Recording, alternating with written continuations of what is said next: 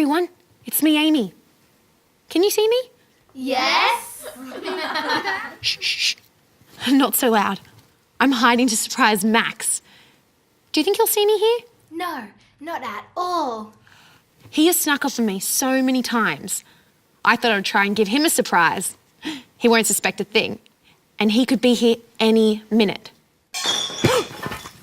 What's that? Phew, false alarm. I'm on a secret mission, just like the heroes who put their lives in danger to save the day. Like in the movies? Yes, but also in real life. There are people on a mission right now, having adventures all around the world, just like the spies in the Bible who help God's people. Spies in the Bible? Yes, and they had a very important job to do, to help their people. They had to scout out a new and scary land. They were on a mission from God? I guess you could say that. And they had to be extra sneaky, just like me right now. I wonder where Max is. This will be great. What will be great?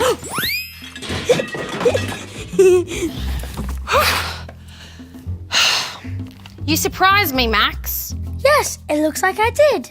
Well, I was on a mission to surprise you. But it looks like you beat me to it. You got a big fright, Amy. And here I was, thinking I was being the sneaky one. Being a spy is hard work. You have to stay on your toes at all times. On your toes? Yes, ready to go and alert. Like you were just then? Haha, Max. Now, I was just kidding around. And it's fun to pretend. But for many people, it's not make-believe. It's real, a real-life mission. A mission? That sounds exciting.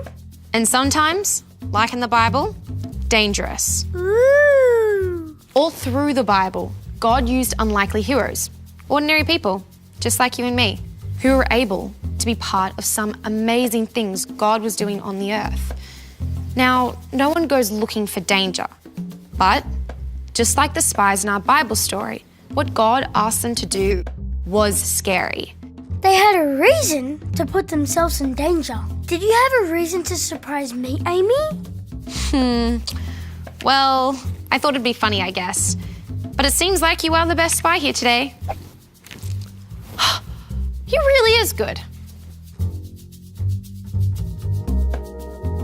Imagine a huge, nation-sized group of people standing on one side of a border, getting ready to enter a new land. But the people are nervous, so their leader decides to gather a group of secret agents, spies, to check out this new country, to see if it's as good as they have heard.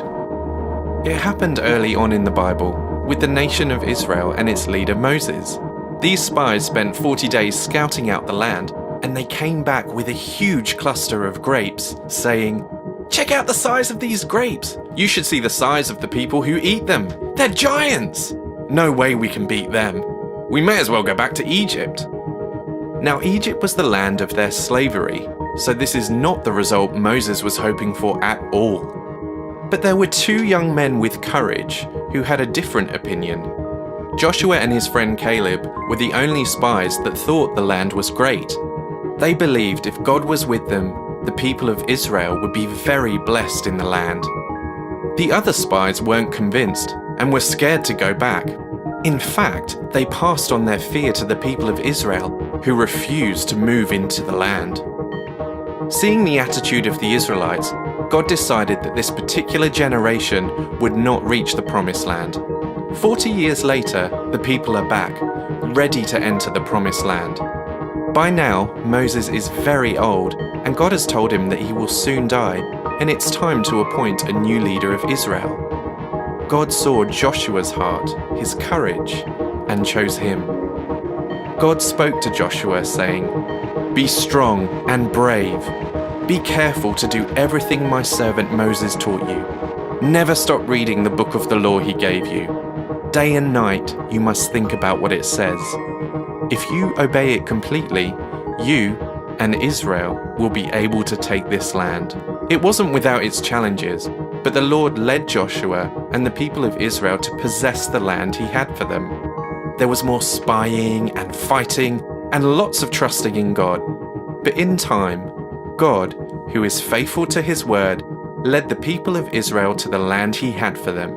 Isn't it amazing how God used this ordinary man, this unlikely hero, to see the fulfillment of a long-standing promise?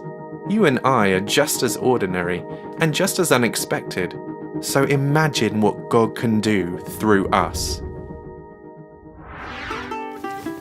God's people have reached the very edge of what he's promised them. They have seen just how powerful he is, rescuing them from Egypt, parting the Red Sea. But now, the camp is full of bad attitudes, which leads them spending 40 years in the wilderness.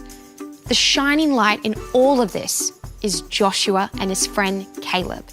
They are both full of courage because they wholeheartedly follow God. They had full faith and belief in God that he could defeat all of their enemies once they went into the Promised Land. I find Joshua's life very encouraging. Even though all the other grown-ups around him were afraid and worried, he stood up with courage, declaring that God would help them.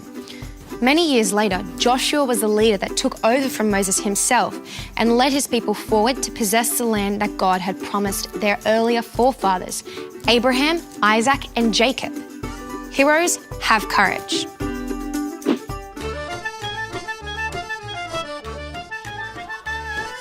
Hello, my tiny human friend. Hi. Ah, yes, it's so good to be back at church, no? Church. Yeah, but I've had a rough week. No. Yes. On Monday I have porridge for breakfast. Too hot. Hot. Yes, on Tuesday again, porridge for breakfast. Too cold. Cool. On Wednesday, porridge stolen by a girl named Goldilocks. I like porridge.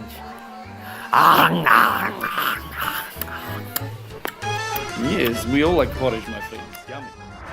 Some danger is fun, like the roller coaster at a theme park or a big slide at the playground. It still takes a little bit of courage to go on these rides, but we know that we're going to be okay. The Bible is full of adventures and battles and excitement, which comes from people willing to trust God and do amazing things. Joshua is such a hero to me, and hopefully now to you too.